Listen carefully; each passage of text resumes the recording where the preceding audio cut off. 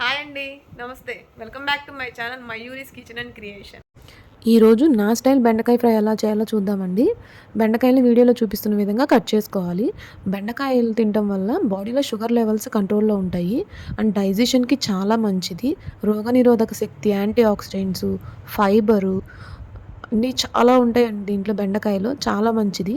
ఇవి ఇలా వీడియోలో చూపిస్తున్నట్టు కట్ చేసుకొని దీనికోసం మసాలా కోసం ఒక స్పూను పచ్చిపప్పు, ఒక స్పూన్ మినపప్పు కొంచెం సిమ్‌లో పెట్టి మీడియం ఫ్లేమ్‌లో దోరగా వేయించుకోండి.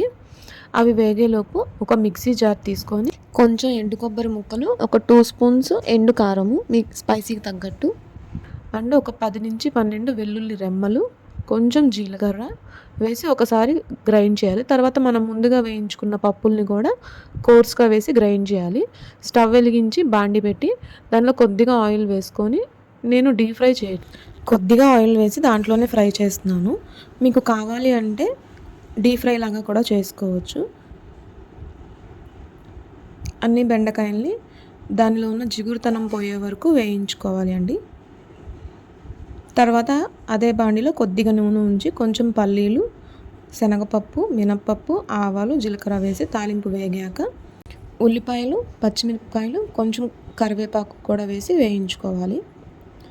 మీలో ఎంతమంది ఎగ్జామ్స్ అప్పుడు బెండకాయ తింటే మ్యాథ్స్ బాగా వస్తుంది అని చెప్పి తిన్న వాళ్ళు ఎంతమంది ఉన్నారు? నేనైతే చిన్నప్పుడు ఎగ్జామ్స్ ఉన్న ప్రతిసారి బెండకాయ తినేదాన్ని. దొండకాయ తింటే మతిమరుపు వస్తుంది అని చెప్తే దొండకాయ జోలు అస్సలు వెళ్ళేదాన్ని కాదు. బెండకాయ తినేదాన్ని ఎగ్జామ్స్ ప్రతిసారి. అంటే మ్యాథ్స్ బాగా వస్తాయి అని. మ్యాథ్స్ రావడం దేవుడెరుగు, బెండకాయ మట్టుకు తినేదాన్ని.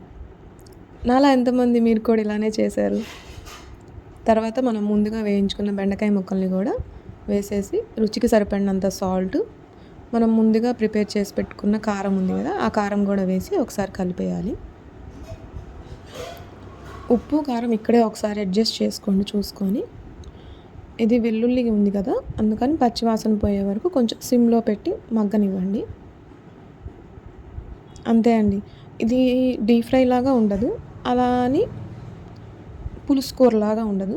ఇగురు టైపు అన్నంలో కలుపుకోవచ్చు, పక్కన కాంబినేషన్గా ఏదైనా పెట్టుకొని అయినా తినొచ్చు. చివరిలో కొంచెం కొత్తిమీర చల్లి దించేసుకోవడమే. నేను దీనికి కాంబినేషన్గా టొమాటో పచ్చడి చేశాను. టొమాటో పచ్చడి లింకు కింద డిస్క్రిప్షన్లో ఇస్తాను, తప్పకుండా చెక్ చేయండి. వేడివేడి అన్నం, పచ్చడి అండ్ బెండకాయ ఫ్రై. మీలో ఎంతమందికి తెలుసు మనం తినే ప్లేట్లో ముందు అన్నం పెట్టకూడదంటండి, కర్రీస్ వడ్డించాకే అన్నం వడ్డించాలంట. నాకు ఈ మధ్య తెలిసింది, అందుకే అలానే వడ్డించాను. వేడివేడి అన్నము, బెండకాయ, ఈ కాంబినేషన్ ఎవరికి ఇష్టం? టొమాటో పచ్చడి, బెండకాయ ఫ్రై, రసం ఆర్ ఇంకేదన్నా ఫ్రై, సాంబారు ఆర్ ఫ్రై, నాకు ఈ కాంబినేషన్స్ చాలా ఇష్టం.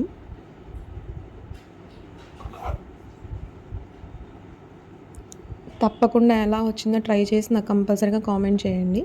బెండకాయ ఫ్రై అన్నంలో కూడా కలుపుకోవడానికి కూడా చాలా బాగుంటుందండి. ట్రై చేయండి తప్పకుండా. నా వీడియో కనుక మీకు నచ్చినట్లయితే like, share and subscribe. Thank you for watching. Subscribe చేసుకోవచ్చు కదండి.